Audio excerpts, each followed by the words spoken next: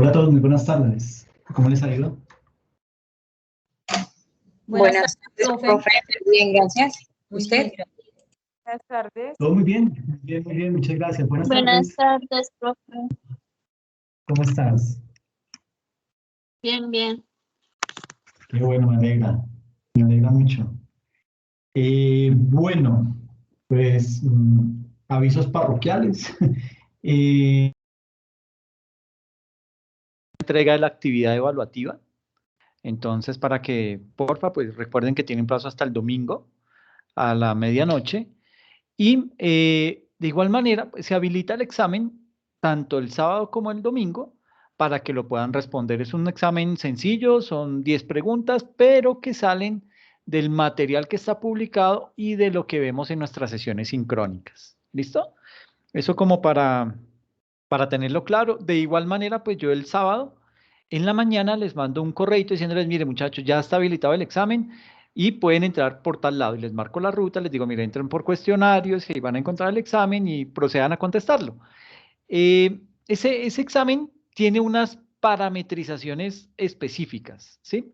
Por ejemplo, uno no se puede devolver, o sea, usted contesta una pregunta y no se puede después devolver a revisar la pregunta anterior ni nada de eso, entonces tenga mucha precaución con eso.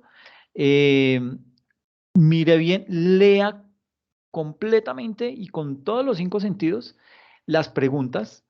Eh, ¿Por qué? Porque es que, vuelvo y digo, si usted la responde y después se quiere devolver, no lo va a poder hacer. ¿Listo? Y otra configuración que yo le coloco al examen es que digamos que no les muestro la nota que obtienen.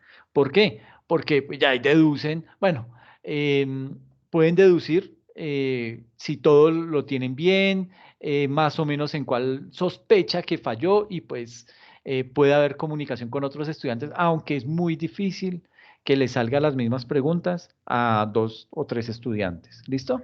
¿Por qué? Porque material es lo que hay y apenas se configura para que le salga 10 preguntas. Recuerde que las preguntas son de selección múltiple, son de falso verdadero o son busque el término, relacione el término de la izquierda con el de la derecha. Es básicamente esos 3 tipos de preguntas que yo utilizo. ¿Listo? Pues en esta materia, aunque hoy vamos a ver una parte un poquito práctica, pues no van a salir ejercicios. Siempre les reitero lo mismo. La parte, digamos que esta es como las bases de lo que es los estándares internacionales. Pero básicamente la práctica la vemos cuando llegamos a NIF. Allá en esa materia ya es totalmente práctica, entonces nos metemos a mirar cuentas del estado de situación financiera y lo empezamos a desglosar y con base en eso empezamos a desarrollar ejercicios. Lo analizamos desde el punto de vista del estándar internacional como tal, pero le vamos haciendo es la aplicación práctica de cada uno de esos temas que vamos abordando. Entonces, no se preocupe, aquí no vamos a abordar esa parte. Lo que sí vamos a hacer es dejar sentadas las bases para que cuando lleguen a NIF, pues ya tienen esos conceptos muy claros. Perfecto. Esta sesión de hoy vamos a ver un tema de criterios de valoración. Cuéntame, ¿alguien quiere participar? Profe, una pregunta. Sí. Lo que pasa es que yo, porque pues por adelantar, vi el cuestionario, ¿sí? Sí. Vi las preguntas como tal y las respondí, pero no sé la calificación, o sea, no sé porque yo sé que están bien. O sea, tengo la en mí y solo que es que 3 de 5 y yo digo, no, pero aparte de que son 10 preguntas, Sí, ¿cómo? pero bueno, voy a mirarlo de una vez porque el examen no está todavía habilitado. El examen yo lo modifico cada periodo. Entonces, ese que Pero no está es ahí, el mismo cuestionario, perdón. no es el mismo cuestionario que había ahí, o sea, es otro. No. Esto es como para que jueguen ahí con ese, ¿sí? Pero el examen verdadero es el que aparece publicado el sábado en horas de la mañana. Sale por ahí tipo 9, 10 de la mañana. y yo les mando un mail diciéndoles, miren muchachos, ya pueden entrar a responder el examen. Ese examen que tú contestas, la nota no queda en ninguna parte, no pasa nada con ese examen, ¿sí? Es más como para que puedan jugar con él y más o menos ver el tipo de preguntas, ¿ok? Ah, ok, yo sí dije, pero ¿por qué? Yo dije, no, no, porque es que en procesos en costos y eso, sí hay uno, pero pues ahí sí de una sale la nota, o sea, sabe cuántos puntos tiene bien, y entonces yo creí que eran los mismos, o sea, que era similar, No, no, pero ya no, es, viendo así, entonces dejo la duda. sí, este es simplemente como una práctica para que lo vayan jugando con él, pero el examen verdadero es el de este fin de semana, sábado y domingo, que queda ahí publicado por la plataforma y vuelvo y les digo, yo les mando un correo diciéndoles, ya está habilitado, entren y contéstenlo, ¿listo? Entonces, no es difícil, es de mucha lógica, de tener los conceptos claros y listo. Ya con eso saca uno el examen adelante, ¿listo? Entonces, no se preocupen por eso, estudien, sí, porque pues digamos que hay mucho que leer, pero el examen no es así cosa del otro mundo. ¿Listo? Entonces, como para que estén tranquilos y lo puedan abordar con confianza. Cuéntame.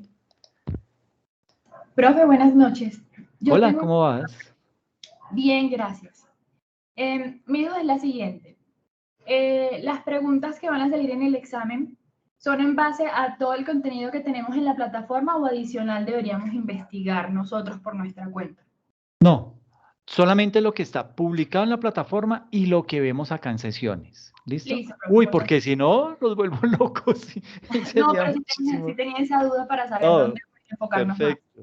No, sí, está muy bien. Chévere que puedan consultar ustedes otro material adicional y que les sirva de complemento a lo que está ahí publicado, ¿sí?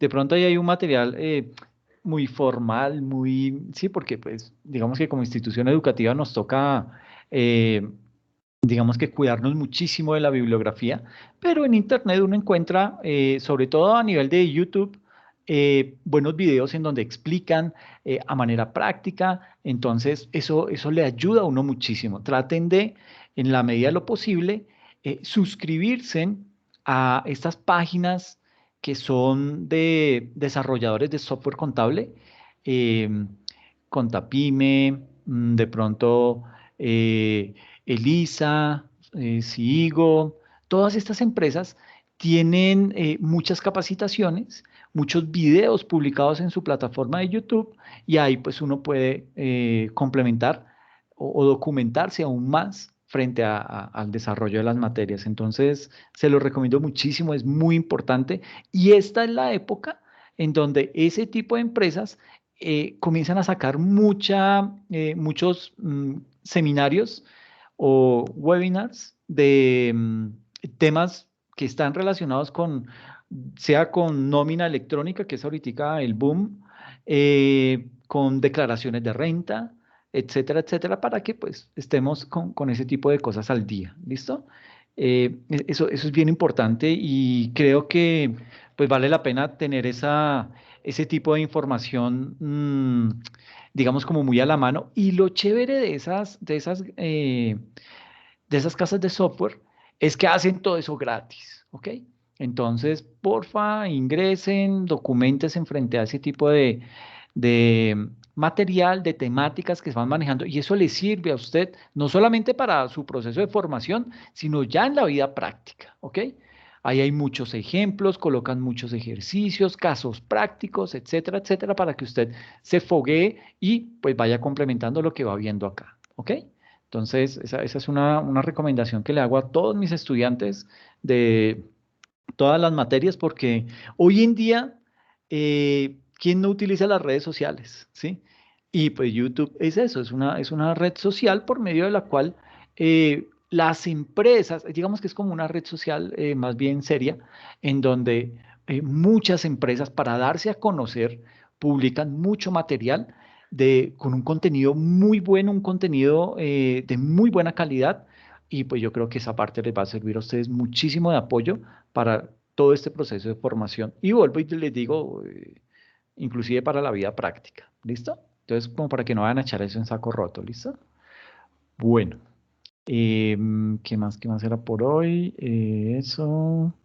Ah, bueno, no sé si han tenido oportunidad de ver en la página principal de la universidad, ya hay un aviso que habla acerca de las pruebas TIT y Saber Pro. Entonces, porfa, si alguno de ustedes tiene programado graduarse en este año o en esta primer semestre del año, porfa, lea esa información, hable con la coordinadora para que ella le pueda dar las instrucciones y sepan qué hacer en determinado caso para que pues, no los va a coger por ahí de sorpresa, ¿listo?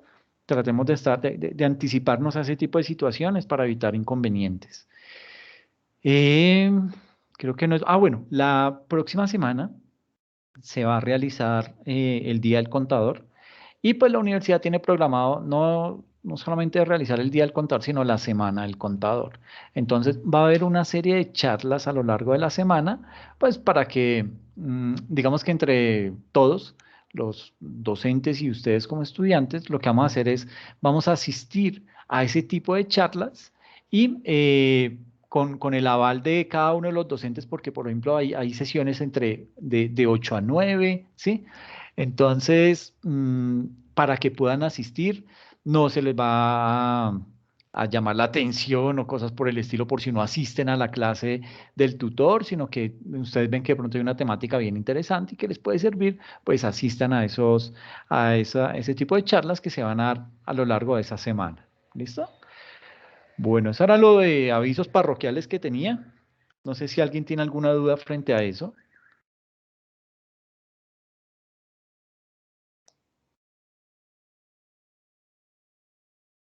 Listo. No, profe, frente a eso no, pero en cuanto a todo lo que estamos viendo, sí tengo como enredado toda esa vaina. Uy. Y pues Eh, lo de la NIP, las pymes, todo eso, no sé. O sea, voy a esperar esta clase porque de verdad estoy súper enredada. O sea, porque estaba mirando el cuestionario para el taller para subir. Y hay sí. cosas que están muy chéveres todo, pero digamos cuando lo voy a poner en práctica, no, siento que me perdí. Entonces, esperemos a ver hoy cómo nos va. Bueno, recuerda que hay sesiones de tutoría en donde pues ese tipo de cosas las podemos abordar y pues podemos dar claridad sobre el tema, ¿ok? Entonces, como para que no quede eso por ahí en saco roto, ¿listo? Bueno, no te escuché bien, supongo que que quedó claro. Pero si algo, porfa, pues me comentas y estamos ahí al tanto, ¿listo? Bueno, ahí ya ven la pantalla. Sí, señor. Perfecto, muchas gracias, muchas gracias. Entonces, pues básicamente, el día de hoy vamos a ver ese concepto que se denomina criterios de valoración. Eh, recuerdan que en sesiones pasadas les decía yo que hay unos pilares muy importantes, que es básicamente lo que trajo el estándar internacional, que lo trajo cuando se implementó ese estándar internacional. Uno de los principales aspectos, ay, ¿qué pasó acá? Chun, chun, chun. Espérenme, porque algo pasó, algo hice mal.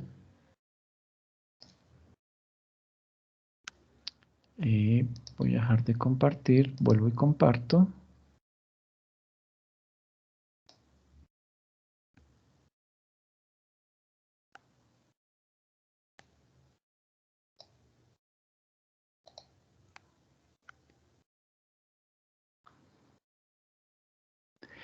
Listo, entonces les decía que de lo más importante que trajo la implementación de ese estándar internacional, bueno, de esos estándares internacionales y viéndolo desde el punto de vista de la presentación de la información en los estados financieros, pues fueron varios aspectos. El primero de ellos es el reconocimiento, luego viene la medición y esa medición se divide en dos, en una medición inicial y una medición posterior. Pero para poder hacer esa medición hay que tener unos criterios de valoración, que es eso básicamente lo que vamos a abordar el día de hoy. Cuando hablábamos del concepto del reconocimiento, básicamente lo que hacíamos referencia era a mirar cómo una entidad o una empresa va a clasificar esa transacción en un activo, en un pasivo, en un patrimonio, en un ingreso o en un gasto, ¿ok?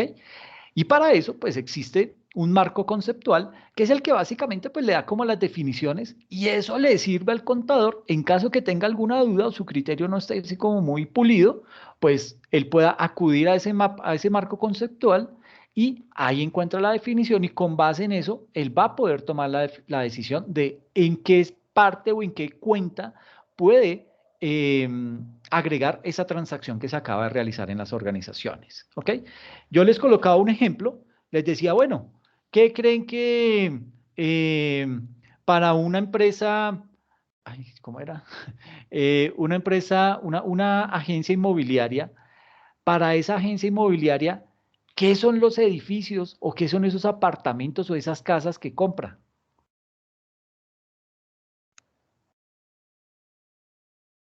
¿Alguno sabe qué es eso para ese tipo de empresas?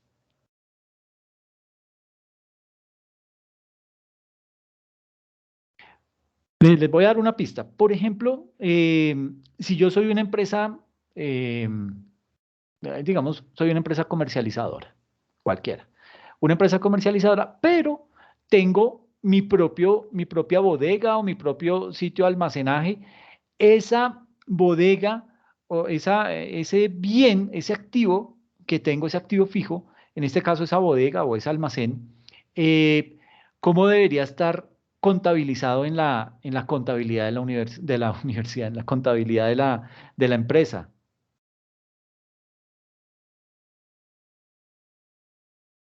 Como un activo. Como una propiedad, planta y equipo. Exactamente. Y está muy bien lo del activo, pero mucho más específico lo de propiedad, planta y equipo. Entonces, espérenme porque ¿quién me dijo lo del activo? Marianquis. Marianquis, ok. ¿Y quién me dijo lo de propiedad, planta y equipo? Sandra. Ok, Sandra, ¿qué apellido eres? Beltrán. Beltrán. Marianquis, sí, yo creo que eres ¿no tienes tocayo? No me pierdo con tu No, nombre. pero rara vez, bueno, nunca he encontrado otra Marianquis. Chévere. A ti te mandan una carta por correo y solamente colocan Marianqui Suramérica y te llega, ¿cierto? Es un chiste malo, pero más que un chiste malo, es un chiste viejo. Entonces no te preocupes, es por molestar. Pero sí, mira que tienen razón. Esa bodega que tiene esa empresa la contempla como un activo y específicamente como una propiedad, planta y equipo. ¿Y por qué creen que se debe llevar a ese rubro, a ese activo o específicamente a esa propiedad, planta y equipo? ¿Qué características tiene ese bien para que ustedes digan, eso va como propiedad, planta y equipo? ¿Qué consideran? Porque hace parte de su actividad comercial, de su razón social. Y es como que Perfecto. le permite trabajar. Exactamente. Muy bien. ¿Quiénes fueron las dos que participaron? Alexandra Ay, perdón, Rubén. Alexandra Benítez. Benítez. Ok, muy bien. ¿Quién más, perdón? Ruby, profe. Ruby. ¿Cómo es tu apellido, perdona? Galvez, profe. Galvez, listo, muy bien. Exactamente, eso que dicen ustedes es perfectamente correcto. ¿Por qué? Porque uno considera que es un activo. Bueno, primero miremos por qué es un activo. Porque dice la definición del marco conceptual que un activo es todo aquello que está bajo control de la empresa. Nótese que no estoy diciendo que es propiedad de la empresa, porque esa era la primera definición que traía el marco conceptual en su primera versión. Decía, es todo aquello que hace parte de la propiedad de la organización y no siempre los activos le pertenecen a la empresa, ¿sí? Lo que pasa es que hay unas características que hacen que se clasifique como activo. Entonces, puede que no sea mío, no me pertenezca, pero yo soy el que estoy asumiendo todos los controles que debo implementar para proteger ese activo y aparte yo estoy asumiendo los riesgos que tiene la gestión o la administración de ese activo. Entonces, esa parte es bien importante tenerla clara porque esas definiciones nos abren mucho más la ventana del conocimiento para poder abordar o para poder reconocer algún tipo de transacción al interior de la empresa. Entonces, decíamos que ese activo es porque, bueno, se considera que esa bodega es un activo porque está bajo control de la organización asume los riesgos para proteger ese activo y ese activo además es fruto de unos sucesos pasados. Entonces puede ser que de pronto usted lo que hizo fue adquirir un leasing, ¿sí? Entonces el leasing no significa que el bien sea suyo, pero está bajo su cuenta y riesgo, ¿ok? Ahora, cuando usted tiene esa figura, pues usted, digamos que ya asume muchas responsabilidades sobre ese activo, en este caso sobre la bodega, pero no es suyo, ¿listo? Pero el hecho de asumir esos riesgos, de tener que implementar esos controles para proteger ese activo, ya configura una parte muy importante de la definición de activo, por eso usted lo debe clasificar dentro de esos activos, ¿ok? Imagínese lo que pasa con un concesionario. Un concesionario, ¿qué hace? El concesionario no compra los carros, bueno, hay concesionarios de concesionarios. Un concesionario, hagan de cuenta, Autonal. Autonal es un concesionario que está en muchas partes en Bogotá y también a nivel nacional. ¿El qué hace? Autonal dice, mire, yo tengo toda mi planta física, él compra terrenos y construye sus concesionarios, que un concesionario básicamente es un espacio físico en donde se exhiben una cantidad de carros. Entonces, Autonal compra esos terrenos, los edifica, los construye a su manera y va a los fabricantes o a los importadores de vehículos y les dice, mire, yo tengo un sitiecito bien ubicado, allá es un sector en donde van personas de estrato 4, 5 y 6 y yo creo que ese es el perfil para poder vender los carros Toyota, para poder vender los carros Ferrari, etcétera, etcétera. Entonces, él ya tiene el sitio y estos importadores que dicen, miércoles, claro, qué chévere, yo me evito ese tipo de gasto, ¿sí? Yo simplemente me encargo de traer los carros, pero se los entrego a este señor de Autonal para que él sea el que los ofrezca, él los cuida, los protege, les pone el sistema de seguridad, paga un sistema de vigilancia, etcétera, compra unos seguros, etcétera, etcétera. Entonces, ¿yo qué hago? Yo importador le digo, mire, señor Autonal, me parece muy chévere. Usted entonces, yo le doy los carros, por cada carro que usted venda, yo le pago el 30% de lo que se venda ese vehículo. Y claro, el de Autonal dice, perfecto, ese es el negocio. Comienza y nótese que los carros no son del de Autonal, los carros son del importador. Pero, ¿qué está haciendo el importador? Le está trasladando la responsabilidad de su cuidado, de su custodia y de todo el tema de los riesgos al señor de Autonal. Y el de Autonal dice, ok, si yo quiero ganar, si yo quiero tener más clientes de esta categoría, yo debo implementar muchos más controles, debo tener unas vitrinas muy bonitas, debo meterle hasta luz, que las vendedoras sean bien bonitas, que atraigan clientes, y perdón por el tema, pero es un ejemplo.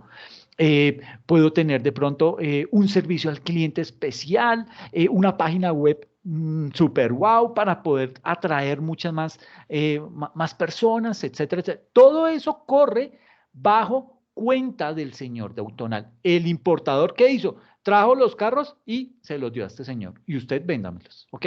¿Qué pasa? Que ahí los carros de este señor, ¿será que esos carros hacen parte de los vehículos de la empresa? O sea, el señor de Autonal registra esos carros como vehículos, como propiedad, planta y equipo en la sección de vehículos.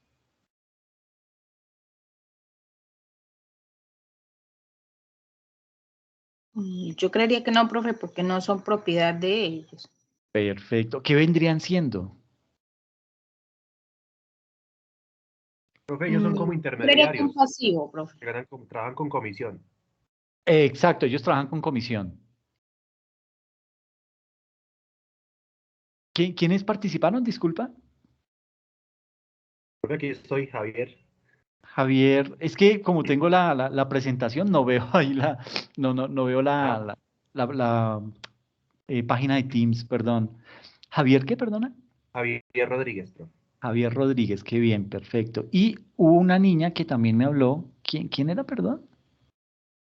Yo, profe Ruby, ya había hablado. Ah, Ruby, perfecto. Vas ganando ya con 2 puntos adicionales. Puntos entonces que tiene Marianquis, Sandra Beltrán, Alejandra Benítez, Ruby y Javier. Entonces, Profe, Alexandra, no Alejandra. sí, no, dije, sí, tengo a Alexandra Benítez, dije Alejandra, ay, perdón. Sí, tranquilo. No, perdón. Entonces, bajo esa percepción, mire que dependiendo el modelo de negocio, dependiendo de lo que se dedica la empresa, asimismo él tiene que registrar las cosas, ¿ok? Imagínese que somos una agencia inmobiliaria. Entonces, como agencia inmobiliaria, nosotros, ¿qué hacemos? Compramos casas y vendemos casas, ¿sí? O compramos edificios y vendemos edificios, o los arrendamos y todo eso. ¿Será que esas casas, esos edificios, esos apartamentos, esas oficinas son el señor el contador de esa agencia inmobiliaria registra todos esos bienes inmuebles como propiedad, planta y equipo? No, profe. No, profe, si nosotros los estamos arrendando, no, ellos no lo podrían registrar de ese modo. Exacto.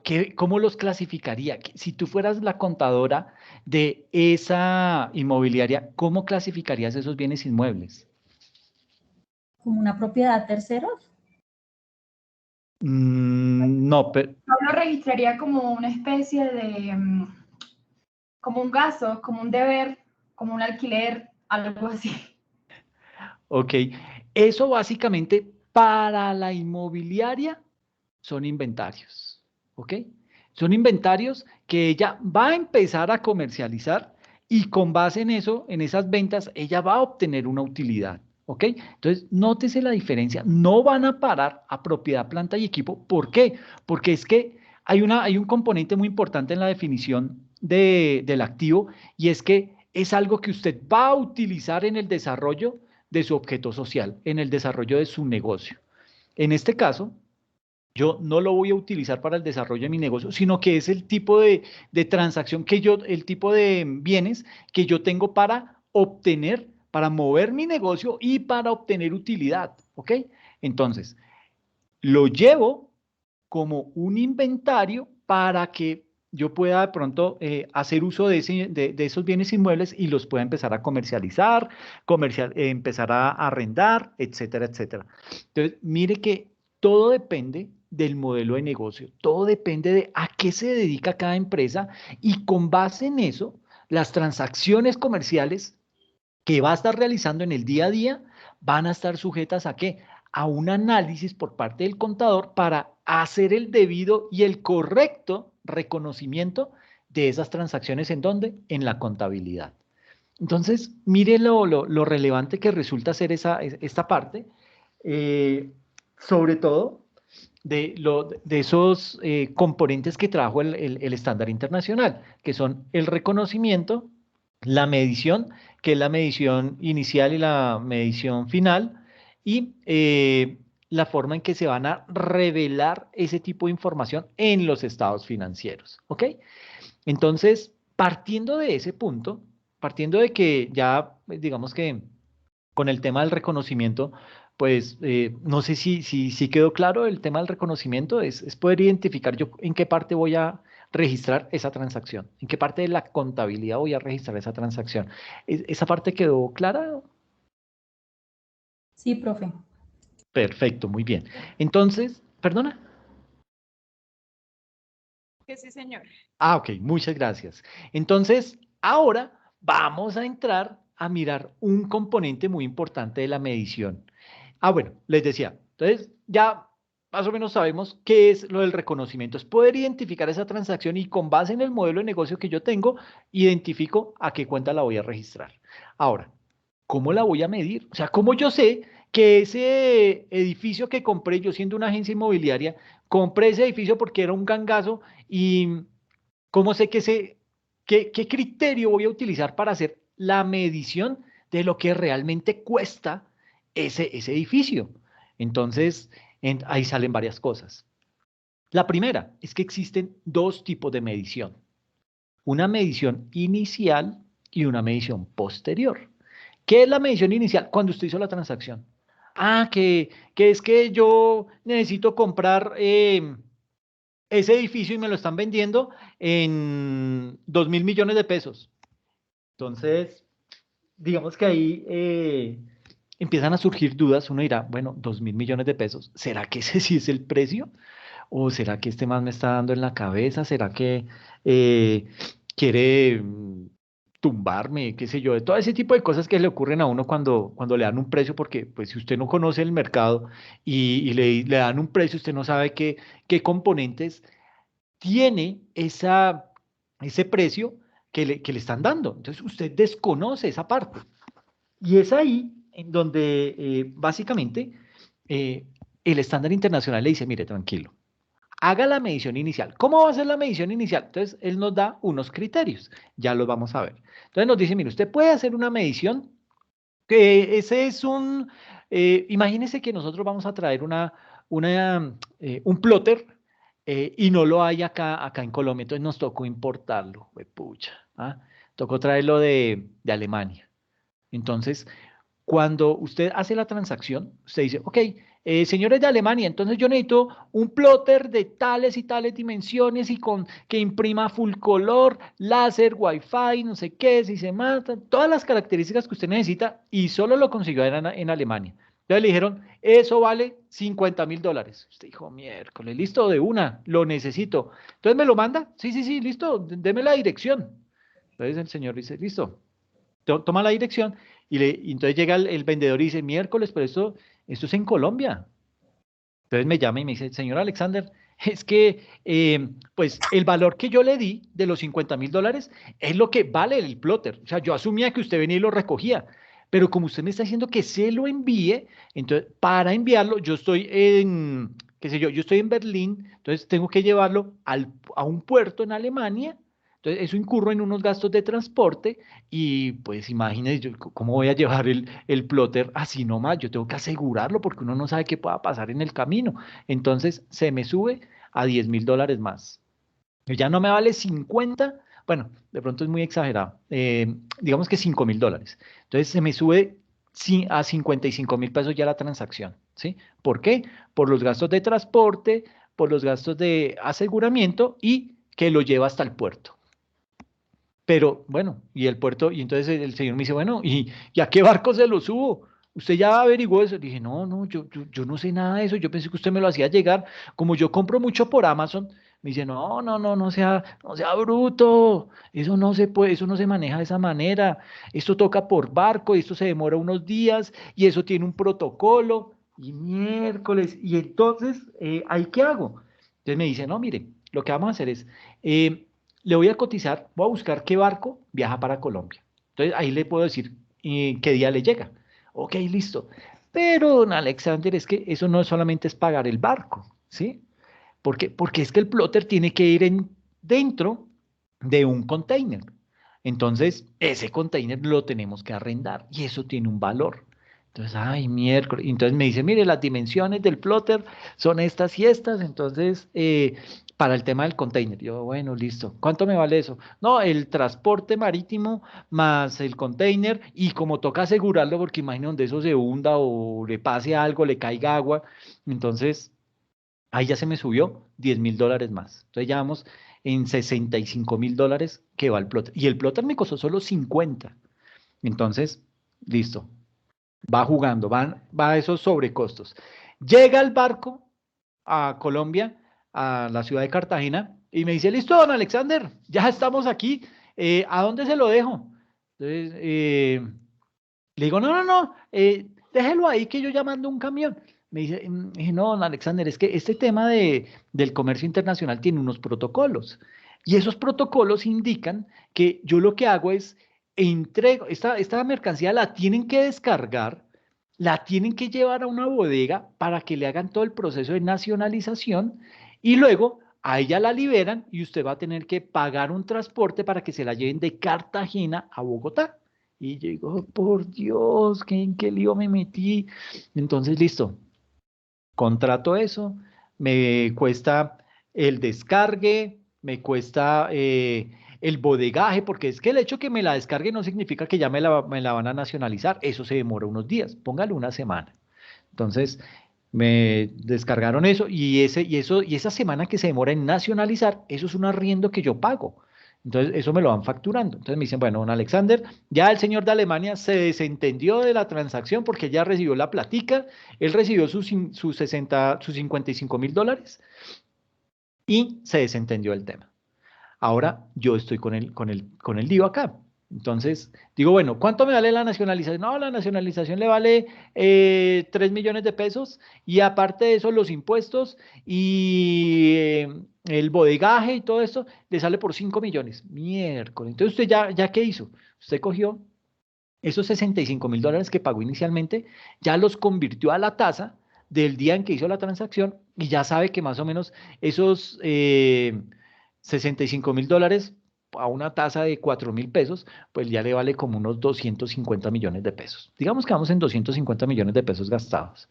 Más estos 5 millones que nos están cobrando por gastos de nacionalización, bodegaje y todo eso, entonces ya vamos en 260 millones de pesos. ¿Listo? Yo voy anotando por acá, 260 millones. Ahora, me dicen, listo, ya está bien, ahora, ¿a qué camión se lo subimos? Yo digo, miércoles, ¿cómo así ustedes no tienen camiones que me traigan eso y yo le pago el servicio? No, nosotros no hacemos eso. Entonces, llame a un Servientrega, a un coordinador, a alguna de esas empresas. No, que es que tengo una impresa, un plotter varado allá en el puerto de Cartagena. Ah, no se preocupe, nosotros lo hacemos, ya conocemos esa parte, pero eso le cuesta 2 millones de pesos. Ya vamos en 262 millones. Yo digo, juepucha, listo, bueno, pero don Alexander va a mandar eso sin seguro, me lleva. Entonces, ese seguro le vale 1,500,000.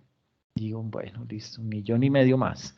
Entonces, me llega el plotter y tome, yo ya pagué esa plata, ya, listo. Entonces, hasta ahí, el plotter me vale 263.500.000.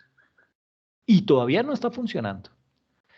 Y cuando me lo traen, me lo descargan y llega la persona que lo va a instalar y dice, bueno, pero don Alexander, viene con luz trifásica, hay que hacer toda una adecuación, una obra civil, porque aquí en la bodega no hay luz trifásica. Entonces, yo le cotizo eso y eso sale más o menos por una obra de 2 millones de pesos. ¿Para qué? Para que usted pueda instalar ese plotter en el sitio más adecuado, un sitio que no le consuma mucha luz, que esté protegido, etcétera, etcétera. Ah, bueno, listo, ya, 265,5 millones van ahí. Y después me dicen, venga, pero imagine, esto casi le cuesta 300 millones de pesos y no le va a tener un seguro, no va a asegurar el sitio en donde está, todo este tipo de cosas. Miércoles, y comience usted a agregarle cosas. Póngale que eso así le cueste 2,5 millones más. Entonces ahí ya vamos en 267.500.000 pesos. De 50.000 dólares, que fue lo que realmente me costó ese plotter. Entonces, mire que todas esas arandelas, bueno, todos esos costos en los que usted incurrió para poder tener en funcionamiento ese plotter, todo eso que hace, eso hace parte del costo de ese activo, ¿ok? Y es ahí en donde entramos nosotros a ver esto que vamos a abordar el día de hoy. Entonces, vamos a ver términos como el costo histórico. ¿Qué es eso del costo histórico? ¿Qué es el valor razonable? ¿Qué es el valor neto realizable? ¿Qué es el valor actual? Eso del valor en uso, los costos de venta, el costo amortizado, los costos de transacción atribuibles a un activo o pasivo financiero, el valor contable en libros y el valor residual. Son diferentes métricas que hay para poder medir una transacción en un momento determinado. ¿Ok? Ahora, recuerdan que yo les dije que había dos tipos de medición, una medición inicial y una medición posterior. Entonces, suponga que yo dije, ok, le dije al contador, mire hermano, ya esta máquina, vea, pagué 267,5 millones por que ya esté funcionando ahí. El contador dice, perfecto, él registra ese activo, eso en maquinaria, registra ese activo por 267.500.000 pesos. Y listo, arreglado el problema, ya está registrado la medición inicial. Pero sucede que la norma me dice, oiga, Alexander, usted tiene que hacer una medición inicial en el momento en que hace la compra o en el momento en que ya el activo está en funcionamiento y luego hace la medición posterior. ¿Cuándo se hace la medición posterior? Cuando usted va a hacer el cierre contable. Y yo digo, juepucha, venga, contador, ¿y cuándo es que nosotros hacemos cierre contable? No, pues, don Alexander, eso es una ley, eso es norma. Por norma, las empresas en Colombia tienen que hacer mínimo un cierre contable. Entonces yo digo, juepucha, o sea, ¿cómo así? Bueno, dice un cierre contable por periodo contable. ¿Qué es un periodo contable? Un año que empieza el 1 de enero y finaliza el 31 de diciembre. Entonces, en ese lapso de tiempo, yo debo por lo menos hacer un cierre contable. Por lo general, todas las empresas hacen el cierre contable a 31 de diciembre. Entonces, yo compré este plotter, póngale que en febrero 23, fue cuando ya me llegó el plotter y lo registramos en la contabilidad. Entonces, a 31 de diciembre yo tengo que decir, ok, ¿será que ese plotter vale todavía los 267.500.000? ¿O será que ha tenido algún tipo de desgaste? ¿Será que vale más? Porque como yo lo tengo bien cuidado, yo lo tengo bien protegido, aquí no le cae agua, lo tengo con alarmas, le pago un vigilante que está afuera todos los días. ¿Será que ese activo se me desgasta o se me valora? ¿Ustedes qué creen? Se va desgastando, profe. Perfecto. ¿Quién me dijo? Pues ¿Ruby? se desgasta y Va perdiendo el valor, exacto. Perfecto. ¿Quién participó inicialmente? Ruby, profe. Ok, Ruby. ¿Y quién más?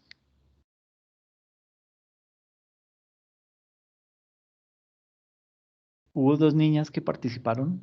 Diana, Marianqui y otra compañera. Marianquis y Diana, Diana. sí. ¿Diana qué, perdona? Oyola, Oyola. Bien, muy bien. Listo. Entonces, exacto. Ese activo, debido al uso, se va desgastando. O sea, y la contabilidad, o bueno, los principios, estas normas internacionales me indican, me dicen, señor Alexander, usted, cada que tenga un activo, usted debe depreciarlo. Nosotros tenemos unas métricas. Entonces ellos me dicen, mire, si es propiedad, planta y equipo, bueno, si es edificios, entonces usted lo puede depreciar a 45 años, ¿sí? Y si es maquinaria, usted la puede depreciar a 5 años, ¿sí? Entonces, ellos me dan como unas tablas, pero eso no implica que yo me tenga que someter a eso. Ellos me dan unos parámetros, pero si yo tengo otras métricas y digo, ese plotter no se me va a depreciar a 5 años, como me dice la norma, sino que yo lo voy a depreciar a 3 años. ¿Por qué? Porque es que lo tengo en funcionamiento las 24 horas del día, los 7 días de la semana, los 365 días del año. ¿Sí? Y le doy palo y le saco el jugo a esa vaina. Bueno, no hay problema. Si usted tiene cómo justificar ante las autoridades tributarias que esa cantidad de tiempo a la que va a depreciar ese activo es la correcta, pues no hay ningún problema.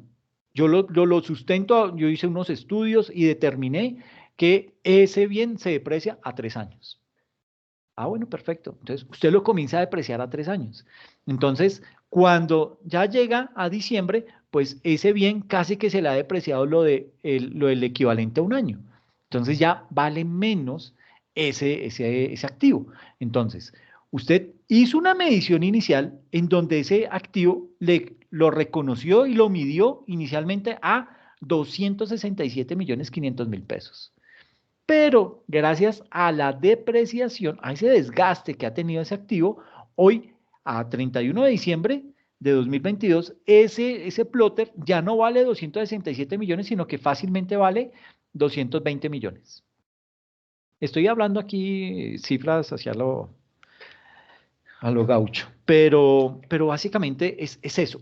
Eso es lo que hacen esos dos tipos de mediciones. Esa medición inicial que me recoge todos los costos y todos los sobrecostos en los que yo tuve que verme inmerso para poder tener ese activo. ¿Listo? Entonces, esa parte me hice entender. Profe, yo tengo una pregunta. Dime, dime. ¿Cuál es la importancia de uno de depreciar algún activo de una empresa? O sea, ¿por qué es tan importante para las autoridades o la parte contable llevar como esa parte de la depreciación de Un de activo. un activo? Ok, muy buena pregunta. Básicamente la depreciación cumple una función muy especial y es la de poder reemplazar ese bien, ¿ok? Poder decir, ok, yo gasté esta plata, entonces, bueno, la máquina por el uso que le di, yo estimé que esa máquina se iba a depreciar completamente a 3 años. El propósito con esa depreciación es que yo diga, ok, yo voy creando como eh, haga de cuenta como que voy generando un ahorro para poder reponer después de esos 3 años esa máquina. De pronto por una máquina mucho más poderosa, una máquina que es mucho más ágil, más rápida, etcétera, etcétera. Entonces, el propósito que persigue la depreciación es que usted tenga unos activos renovados constantemente y no se le vayan a quedar ahí. Por ejemplo, imagínate lo que es tener, somos una empresa de transportes y que tenemos carros todavía por ahí de 50 años, juepucha, y nos dedicamos al transporte público intermunicipal, nadie se nos sube a los carros, ¿ok? Claro, profe. Entonces, Y creo que hay una norma que dicen que los carros son a 20 años y ya después sí, ya como que ya quedan, ya toca chatarrizarlos, los carros obsoletos, de sí, público. exactamente. Pero yo pensé, profe, es que estaba confundido esa parte, pensé que era en cuanto a algo tributario, como que toque como reportar, pues, o sea, esa era mi duda. Bueno, sí, ahí también, bueno, ahí entran varios factores a jugar cuando estamos hablando de la parte tributaria. ¿Por qué? Digamos que la parte contable, yo puedo tener mis estimaciones, yo puedo tener mis métricas, yo puedo tener unos estudios que soportan que esa máquina yo la voy a depreciar a 3 años y ya, ¿sí? Y viene la DIAN y me audita y le digo, sí, señor, mire, yo hice estos estudios y ese estudio me arrojó que esa máquina máximo iba a durar 3 años. Entonces, usted deprecia esa máquina. Esa máquina, ¿cómo la lleva? La lleva como un gasto, esa máquina no, esa depreciación la lleva como un gasto por depreciación del plotter. Entonces, si se deprecia 3 años, significa que si fuera a 270 millones que nos costó esa máquina, anualmente se estaría depreciando 90 millones. ¿Ok? Entonces, yo 90 millones que dejo, entonces yo ya no voy a reportar el 31 de diciembre mi máquina, mi plotter, en 270 millones, sino que digo, ok, vale a 31 de diciembre 270 menos 90 millones, que son los gastos de depreciación, eso me da, ahí 270 menos 90, como 180, sí, 180 millones. Entonces, yo ya registro en mi contabilidad que ese plotter a 31 de diciembre no vale ya 270 millones, sino que se ve afectado por la depreciación y ahora vale 180 millones de pesos. Entonces, eso es de la parte contable. En la parte tributaria, ¿qué me dicen? Me dicen, bueno, vamos a hacer lo siguiente, don Alexander. Usted tiene esa máquina y me acaba de justificar que esa máquina usted la va a depreciar a 3 años. Le digo, sí, señor, mire mis estudios, perfecto, eso está muy bien. Pero, don Alexander, y el valor residual, y ustedes me dirán, ¿pero qué es ese valor residual? Todo esto lo vemos en NIF, ¿ok? Pero bueno, aquí me estoy adelantando en muchos temas. Entonces me dicen, claro, don Alexander, es que cuando usted va a depreciar, usted tiene que crear un valor residual. Y yo le digo, ¿y qué es ese valor residual? Me dice, es ese valor por el cual usted estima va a vender esa máquina una vez haya acabado su vida útil. Y yo digo, ah, carajo, claro, qué chévere, ¿no? O sea que yo puedo decir que esa máquina, ese plotter, lo voy a vender cuando ya se deprecie en 3 años, lo puedo vender que en 40 millones. Me dice, usted es el único que sabe cuál es ese valor residual. Mire que aquí los tenemos, el valor residual. Entonces me dice, usted es el que le calcula eso. Entonces yo digo, ah, bueno, entonces aquí yo puedo vender ese activo y recupero una platica. Y me dice, sí, claro, eso es lo que se hace con el valor residual. Pero eso es una trampa que nos ponen. ¿Por qué? Porque usted deprecia, bueno, el estándar internacional nos dice, deprecie el activo al periodo que usted lo tiene estimado. Entonces yo le digo a 3 años. Entonces 270 por dividido 3 me da 90. Pero él me dice, tome esos 270 millones, divídalo entre la cantidad de años y ese valor lo divide entre el valor residual. Yo digo, miércoles, entonces a ese valor lo divido entre 40 millones y me dice, ah, usted anualmente ya no va a depreciar el plotter en 90 millones, sino que posiblemente lo va a tener que depreciar en 70 millones. O sea, estoy dejando de reconocer un gasto adicional, porque mis cuentas era llevarme como gasto de depreciación 90 millones, porque a eso había dicho que lo iba a depreciar. Pero como ahora me dicen, y el valor residual, y yo digo, ah, vaina, claro, entonces recalculo todo y digo, ok, ya no son 90 millones, sino son 70 millones. Entonces, ¿qué pasa? O sea, estoy disminuyendo el gasto, ¿sí? Y cuando yo disminuyo el gasto, ¿qué hago? Inflo la utilidad. Y como sobre la utilidad es que yo pago impuestos, entonces estoy pagando más impuestos, ¿ok? Entonces, por eso es muy importante, y eso lo trajo los estándares internacionales de contabilidad, es que se elaboren las políticas contables. ¿Una política contable qué es? Básicamente es un documento que me dice cómo yo voy a reconocer ese activo, ese tipo de transacciones, cómo lo voy a medir inicialmente, cómo lo voy a medir posteriormente, cómo lo voy a depreciar, etcétera, etcétera. Esa política contable tiene todo eso descrito en ese documento. Entonces, ahí en ese documento yo digo, ok, la maquinaria que yo vaya a adquirir la voy a depreciar a 3 años. Ah, bueno, demuestro. O usted puede tener unos computadores que deprecia a 5 años y el plotter lo deprecia a 3, ¿sí? Y eso está en un solo rubro que dice ahí maquinaria y equipo, pero usted puede tener unos con un criterio de depreciación diferente al del otro. Eso se puede hacer sin ningún problema. Pero la norma me dice, bueno, incluye el valor residual, calcula el valor residual. Y yo le digo, bueno, y si yo no quiero calcular el valor residual porque es que esto me baja el gasto, y entonces cuando se me baja el gasto, ¿qué se me infla? Pues la utilidad. Entonces, ¿yo ahí qué hago? Porque entonces pago más impuestos. Y me dice, don Alexander, pues, tiene que hablar con un abogado tributarista. Entonces, imagínese que yo digo, no, pero que lo va a pagar a un abogado tributarista. Venga, yo hablo con el contador y sucede que el contador fue egresado de la UBI. Y le digo, venga, ¿qué puedo hacer?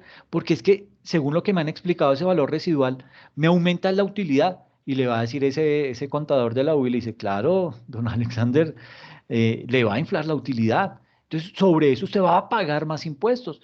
Diga, no, coloquemos en la política contable, obviamente eso no se puede hacer así nomás, esa política contable cuando se redacta debe contemplar todo este análisis para poder que esa política contable quede totalmente limpia, transparente y se pueda empezar a aplicar desde el momento mismo en que se elabora. Entonces, yo tuve que haber tenido cuidado en la elaboración de mi política contable de activos fijos, específicamente el de maquinaria y equipo, y decir, la maquinaria y equipo no le voy a contemplar valor residual. Porque entonces me va a decir el tributarista, el de la DIAN, el auditor de la DIAN me va a decir, pero ¿por qué no le puso valor residual? Eso está mal y usted está robando al Estado. Le digo, no señor, yo no estoy robando al Estado. Yo lo que estoy haciendo es que estoy reconociendo que no voy a contemplar el valor residual. ¿Por qué? Porque es que ese no es mi objeto social. Mis bienes, mis activos que ya he puesto a trabajar, que yo ya deprecié y que ya no están en uso, pues yo simplemente los regalo, ¿sí? A mí eso no me interesa.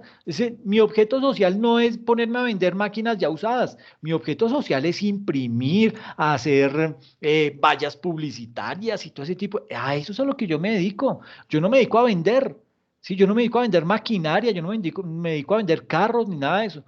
Con ese argumento, uno echa al piso este valor residual y ya no lo tiene que calcular, ¿sí?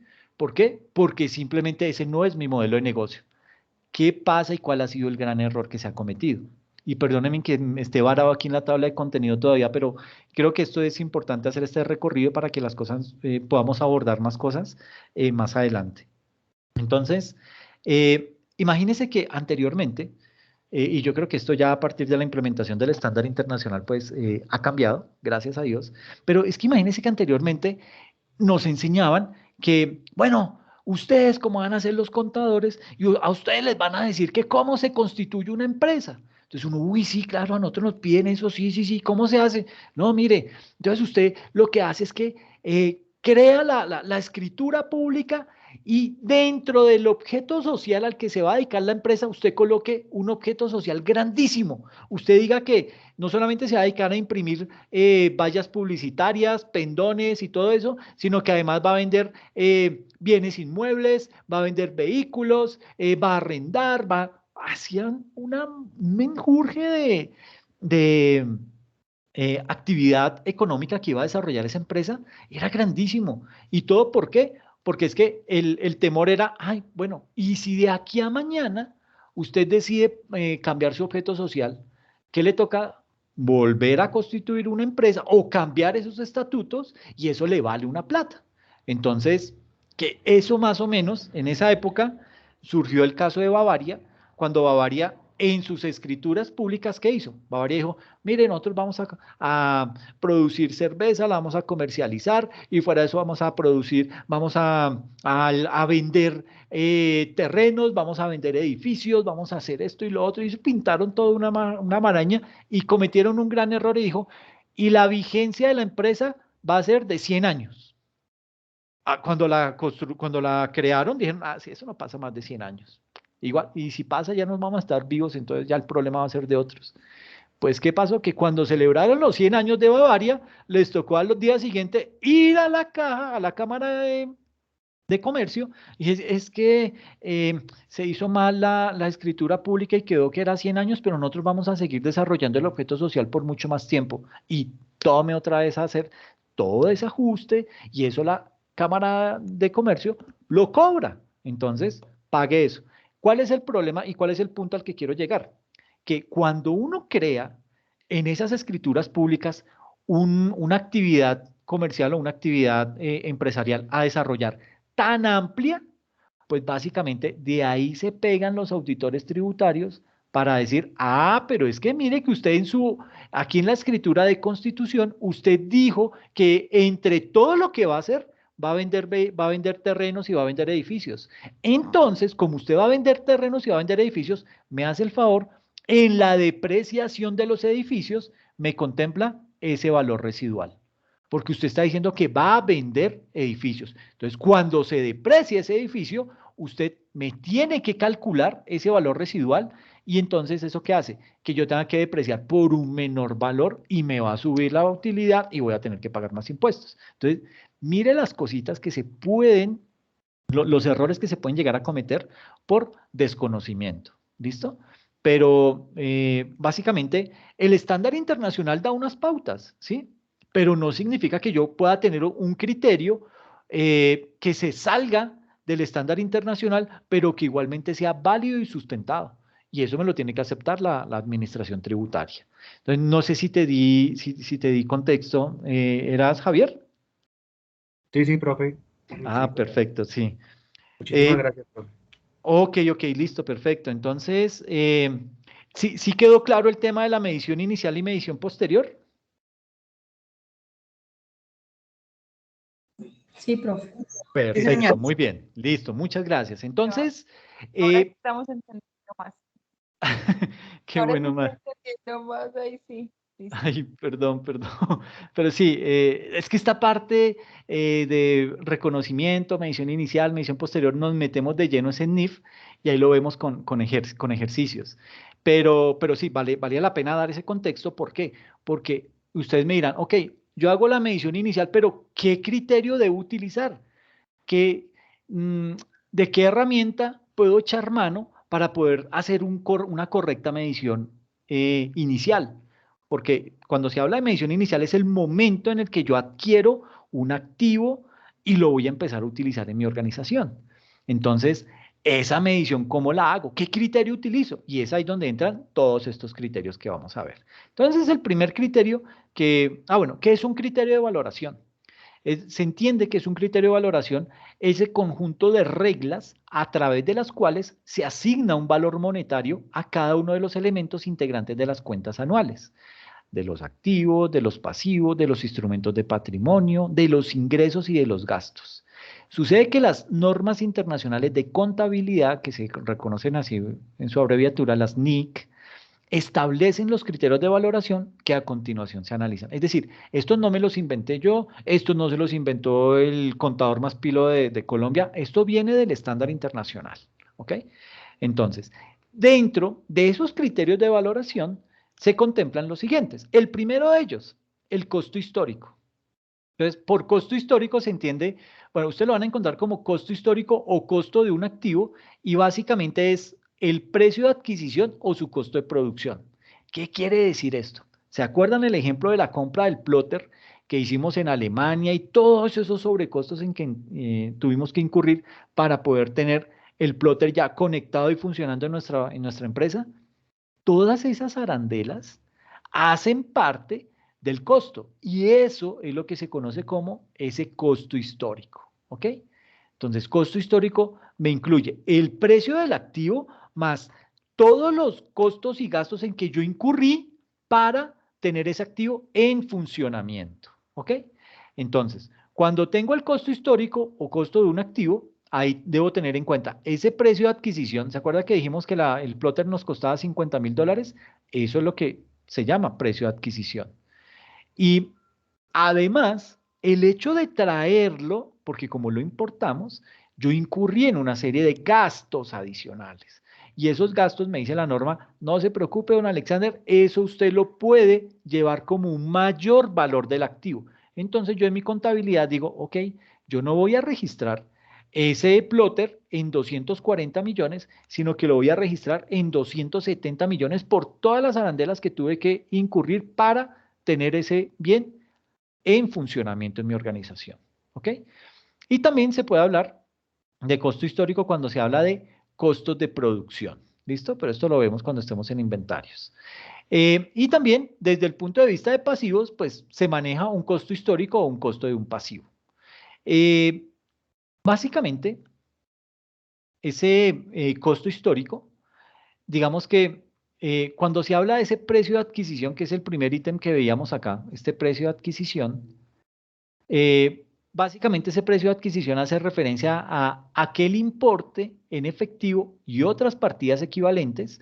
Entonces, el importe en efectivo que pagamos para la compra del plotter, ¿listo? Y otras partidas equivalentes, que fueron todo lo que fue el transporte terrestre, el seguro que utilizó el señor en Alemania para llevar la máquina desde el sitio de almacenaje de él hasta el puerto de Alemania y ya de ahí en adelante yo seguí con otro tipo de costos, agregándole a eso.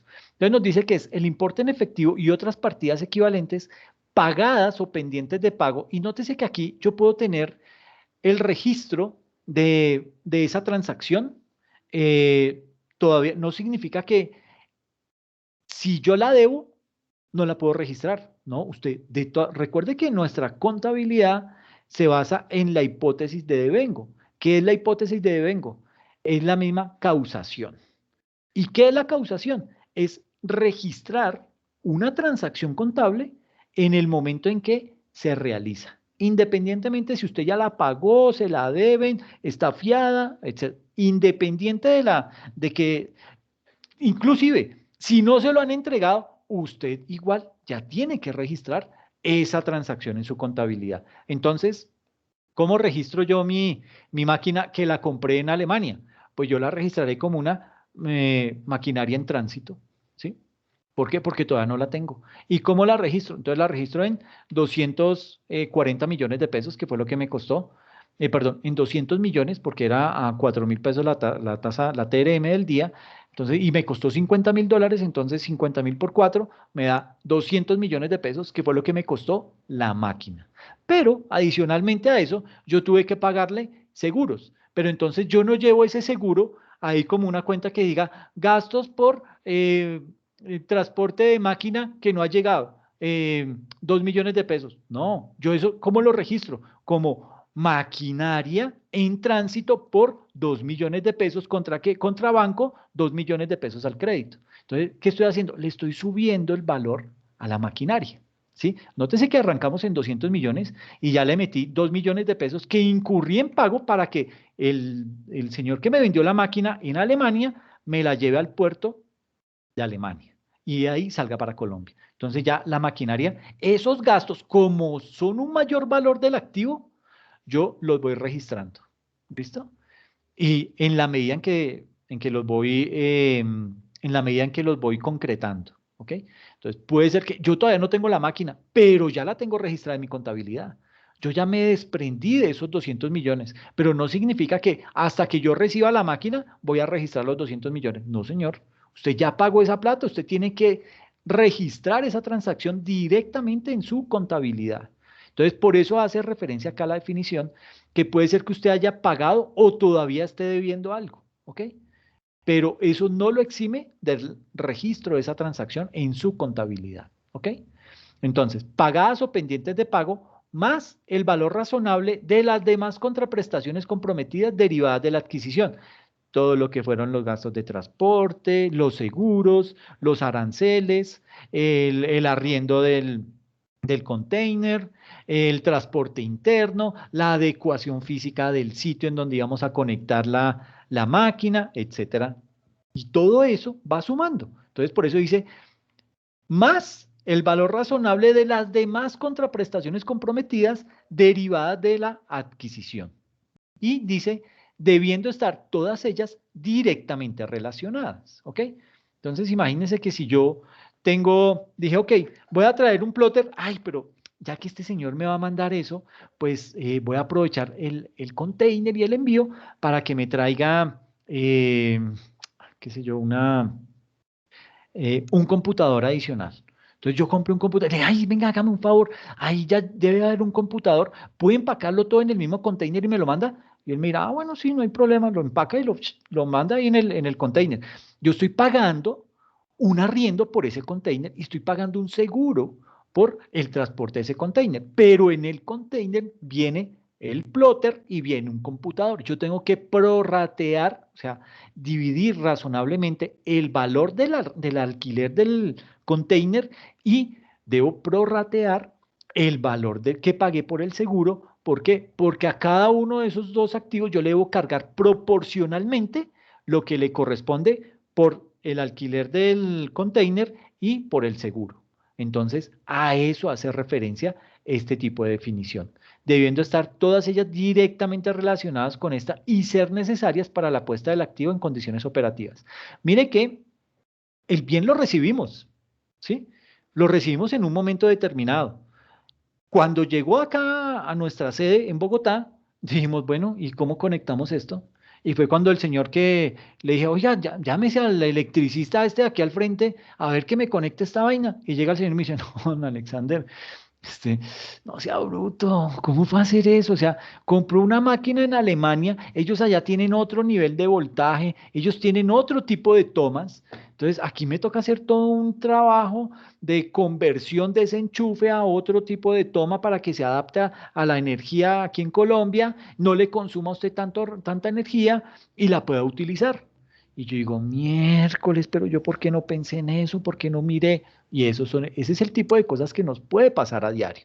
Pero mire que hace referencia a todos los gastos necesarios para la puesta del activo en condiciones operativas. Es decir, ese gasto en el que voy a incurrir para pagarle al electricista del frente, para que me adecue toda la toma y la corriente eléctrica que necesito para que esa máquina pueda prender, eso es un mayor valor del activo. Entonces yo lo voy a relacionar, no lo voy a llevar como gastos generales, pago electricista por adecuación de sitio para el plotter. No, eso lo llevo directamente a maquinaria y equipo, plotter, y lo que él me cobró. Me dijo, no, yo le cobro eso y 1 millón de pesos. Ok, 1 millón de pesos, gastos, maquinaria, perdón, no son gastos, sería maquinaria y equipo, plotter por 1 millón de pesos contra bancos, 1 millón de pesos al crédito.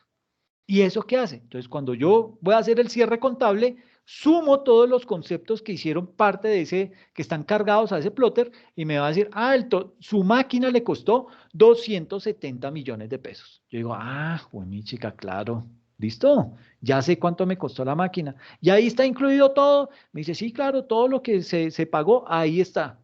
Bueno, listo, no hay problema. A esa parte, todas esas arandelas, sumar todos esos conceptos, se conoce como costo histórico, ¿ok? Por lo general, el costo histórico siempre se aplica para la medición inicial, ¿ok? Entonces, veamos acá. Vamos a ver un ejemplo para determinar ese costo histórico. Entonces, vamos a determinar el precio de adquisición del activo. El 1 de abril de 2018 se adquiere un camión por importe de 68.000 unidades monetarias. Esto pudo haber sido 68 millones, ¿ok? El concesionario nos aplica un descuento promocional de 3.000 unidades monetarias y además tuvimos que pagar el impuesto de matrícula y los gastos de rodamiento que juntos ascienden a 7.800 unidades monetarias y 2.500 unidades monetarias cada uno. 7.800 el de matrícula y 2.500 el de gastos de rodamiento. ¿Listo?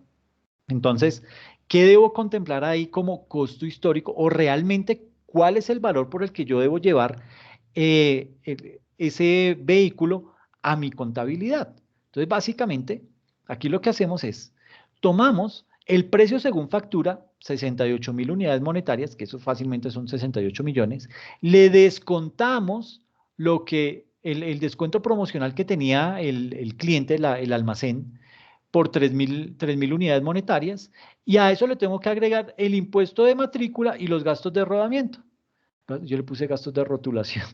Bueno, todo ese tipo de impuestos. Entonces, esto suma, ¿sí? Pero los descuentos, obviamente, como dice su palabra, los descuenta uno del valor. Entonces, 68.000 menos 3.000 me da 65.000, más 7.800 me da 72.800, más 2.500 me da 75.300.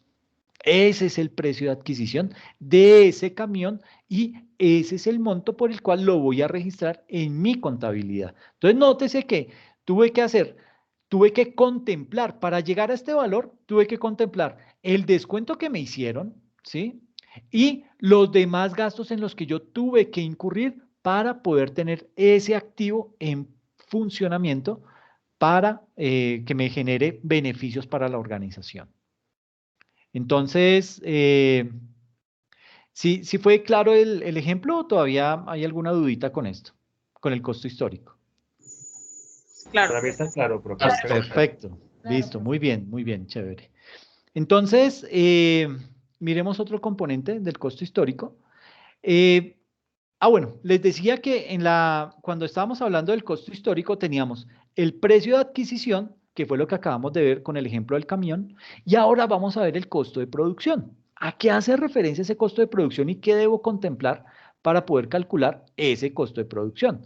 Entonces, ese costo de producción me incluye el precio de adquisición de las materias primas y otras materias consumibles, el precio de los factores de producción directamente imputables al activo, es decir, costos directos como mano de obra directa y los costos indirectos de fabricación, y, la parte que razonablemente corresponda de los costos de producción indirectamente relacionados con el activo, como los costos indirectos, arrendamientos, depreciaciones, reparaciones, suministros, combustibles, mano de obra auxiliar, etcétera, siempre que se basen en la capacidad normal de producción, lo que significa que el costo de subactividad queda excluido del costo de adquisición.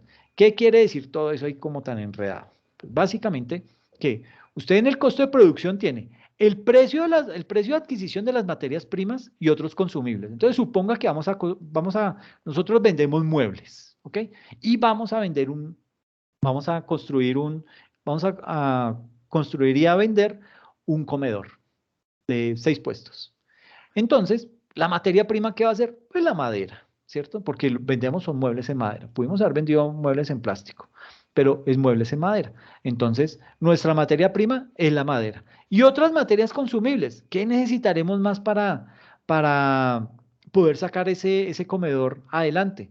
Pues vamos a necesitar puntillas, tornillos, vamos a necesitar una máquina que me haga los cortes, vamos a necesitar pegante, tintilla, barniz, todo ese tipo de consumibles que tenemos que utilizar sí o sí. ¿Para qué? Para que podamos transformar completamente esa materia prima en el comedor que dijimos y vamos a vender.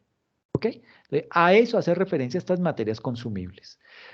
Nos dice también, bueno, no solamente tenga en cuenta el precio de adquisición de las materias primas y otras materias consumibles, también debe tener en cuenta que es que eso no se construye solo. Usted no mete el pedazo de tabla a una máquina y ella al otro lado le saca la mesa, y luego le mete otro pedazo de tabla, le saca las sillas y luego las sillas las pasa por otra, las mete a otro cuarto y ya le salen tapizadas. Eso no es así.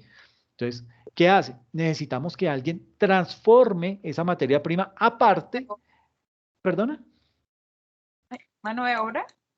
Exactamente, esa mano de obra. Necesitamos que haya personas que se encarguen de tomar esa máquina, de tomar esa madera, de hacer un diseño de cómo sería el mueble que quieren, porque nosotros nos damos el lujo de vender muebles personalizados a gusto del cliente. Entonces, ¿cómo lo quiere? ¿Qué medidas tiene usted en su apartamento? ¿Qué tan grande lo quiere? ¿Qué tan pequeño? ¿Cómo lo quiere de alto? Las patas, ¿cómo las quiere? Todo eso el cliente nos lo dice, le hacemos un diseño y él nos aprueba o nos rechaza o nos ajusta ese diseño.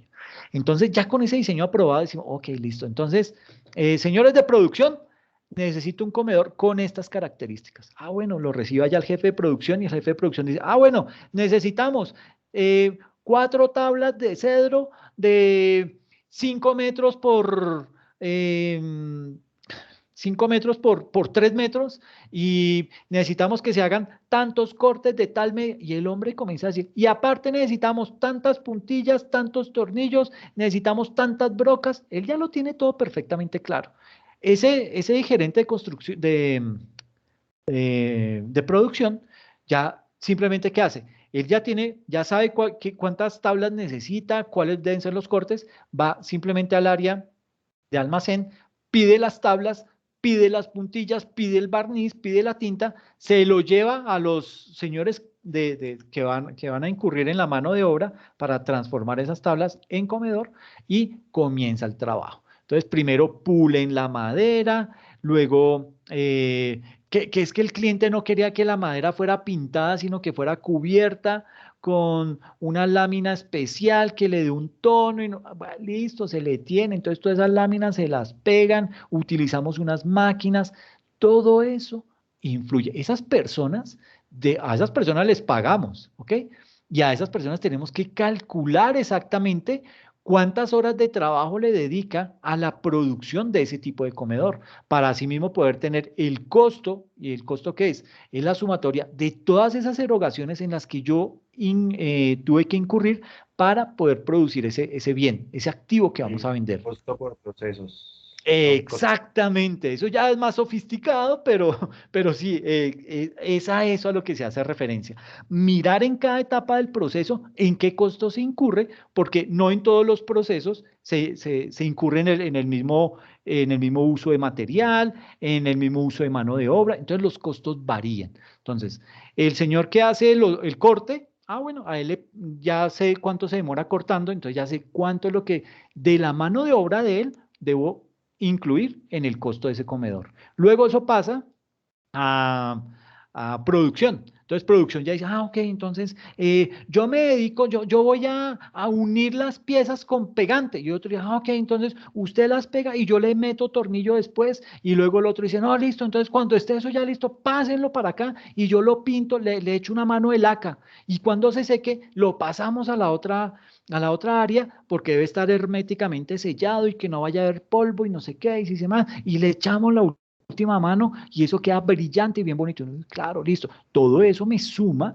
para el proceso de producción. Luego viene el proceso de comercialización. Entonces el de comercialización ya decía, bueno, yo necesito que esto, es que eso es muy feo que los muebles vayan envueltos ahí en un vinipel y esa vaina, no, metámoslos en una caja, en algo bien chévere, que cuando lo subamos al camión no se va a rayar, no le va a pasar nada. Todo eso, todas esas, yo le digo arandelas, pero eso tiene un nombre específico. Todas esas erogaciones en las que uno incurre para poder sacar ese bien y venderlo al precio que le habíamos dicho al cliente, yo ya lo había previsto con antelación, ¿sí? Y le pude haber dicho desde el área comercial, ese comedor que usted quiere le vale 3,5 millones.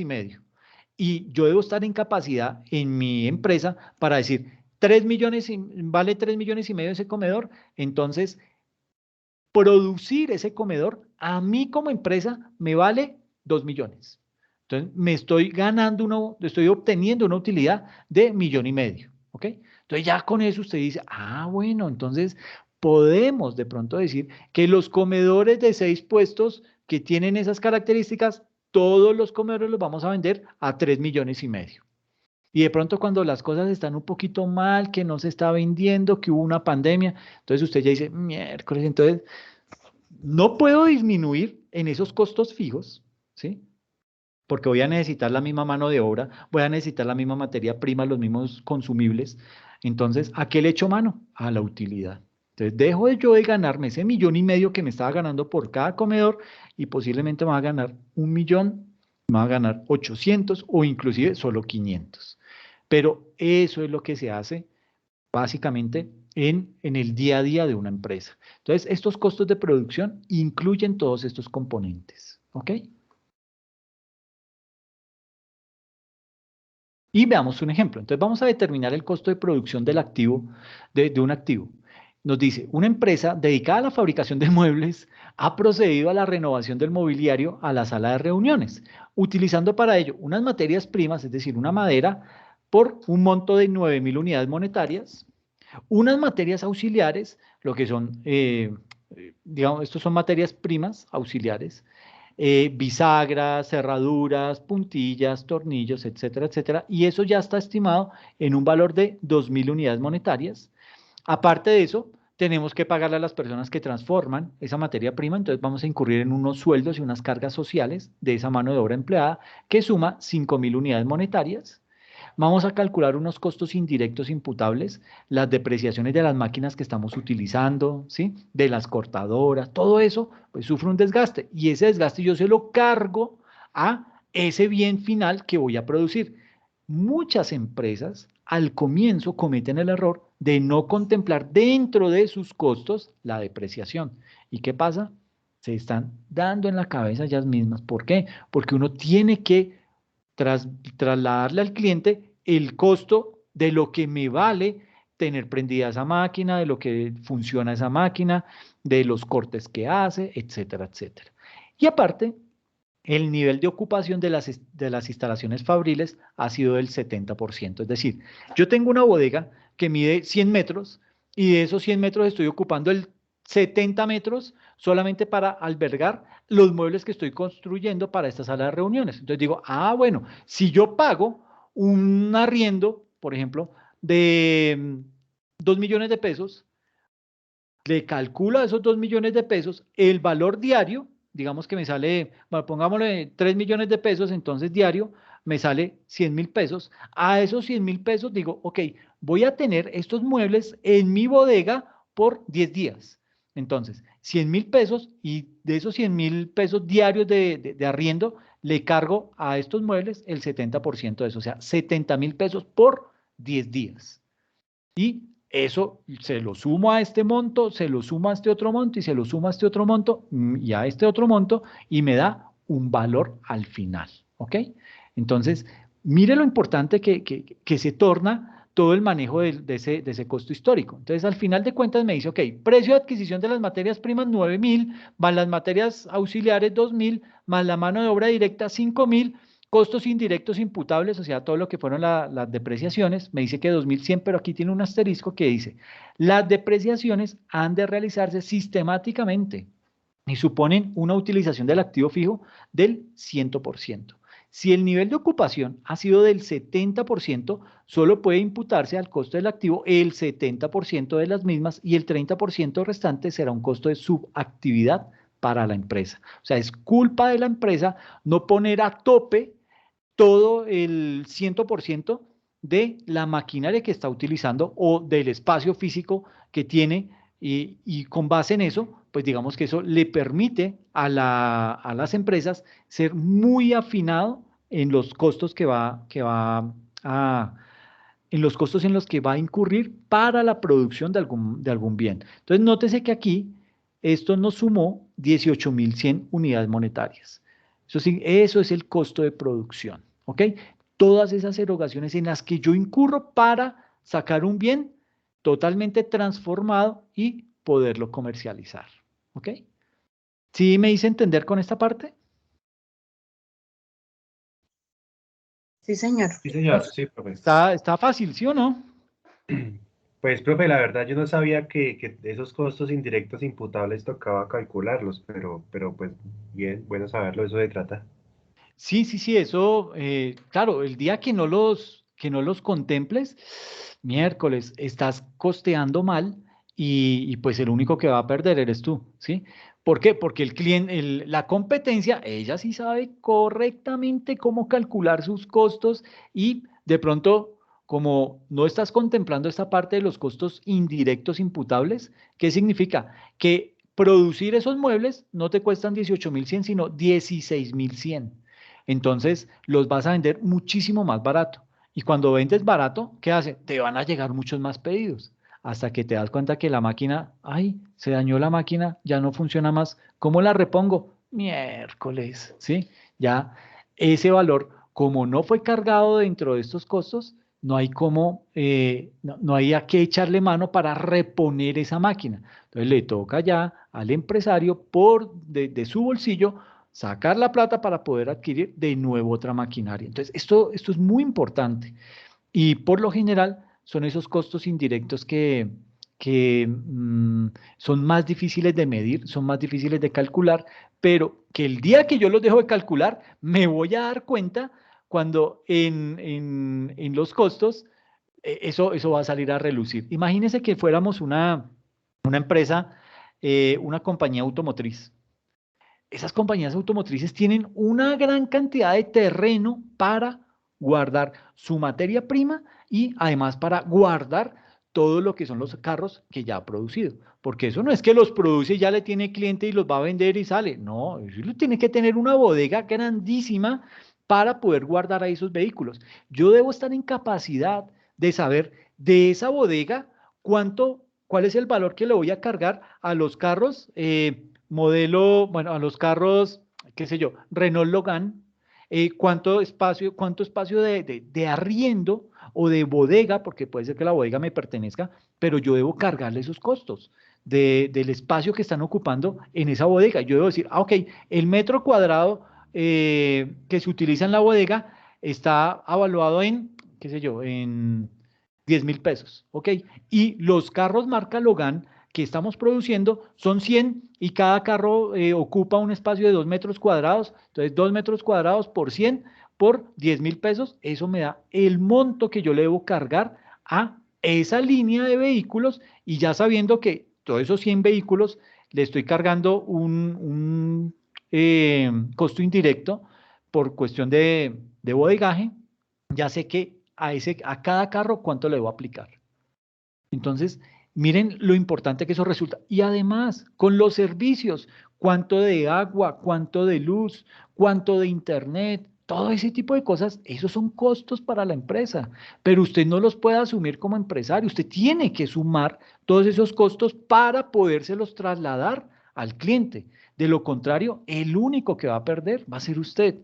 ¿Sí? Entonces, eso es bien importante tenerlo claro. Y las empresas lo tienen súper, súper, súper claro. ¿Por qué? Porque saben que ahí es en donde se pueden equivocar al momento de calcular los costos de producción. Entonces, hay que tener mucha precaución con eso y saber con total claridad cuánto es lo que yo le debo aplicar a cada uno de esos ítems que estoy contemplando y que hacen parte de ese costo de producción de algún bien que voy a comercializar. Imagínese un laboratorio, ¿sí? Haga de cuenta Pfizer produciendo las vacunas. ¿Cómo sabía Pfizer que cada vacuna le salía a, ¿qué? Como a $5? Pues ellos calcularon todo eso, cuánto les costaba las botellitas en las que iban a enfrascar la vacuna, cómo iba a ser el tema de la refrigeración, hasta dónde llegan los costos de ellos, hasta cómo van a transportar esas vacunas para mandarlas por avión a Colombia, ¿sí? Todo eso lo tienen que contemplar, lo miden ellos y le pasan la facturita a Colombia y le dicen, bueno, señores, ustedes le deben al laboratorio Pfizer la suma de $1 billón por tema de vacunas. Miércoles, y dice Duque, pero ¿yo qué hice? Y esta gente me trata mal y fuera de eso les caigo gordo y los vacuné gratis, pero esa es la cuestión. Estar en capacidad de medir correctamente todos los costos y gastos en los que estoy incurriendo para poderlos trasladar en el proceso de venta a los clientes que van a adquirir esos bienes. ¿Listo? Entonces, bueno, ya me toca entrar a la otra clase, pero en la próxima sesión, entonces, bueno, aquí hay otra, veamos este ejemplo y culminamos con este, ¿listo? Dice, una empresa que se dedica a la fabricación de vehículos compra un terreno por 10.000 unidades monetarias en 1950 y lo compró para construir un lote de autos en ese terreno. Esta empresa reportaría el terreno en su estado financiero de 1950, imagínense, 70 años atrás, en 10.000 unidades monetarias. Si la empresa aún posee ese terreno en el 2021, aún se representaría en el balance por 10.000 unidades monetarias, aunque la tierra podría valer hoy en día no 10.000, sino 100.000 unidades monetarias. Esta es una de las principales caídas del concepto del costo histórico. Ese es uno de los problemas que tiene el costo histórico, básicamente cuando estaba implementado en la contabilidad antigua. En la contabilidad viejita, esto pasaba mucho. Usted miraba un balance y veía que habían terrenos avaluados en unos montos completamente irrisorios. ¿Por qué? Porque así se registraba en esa época.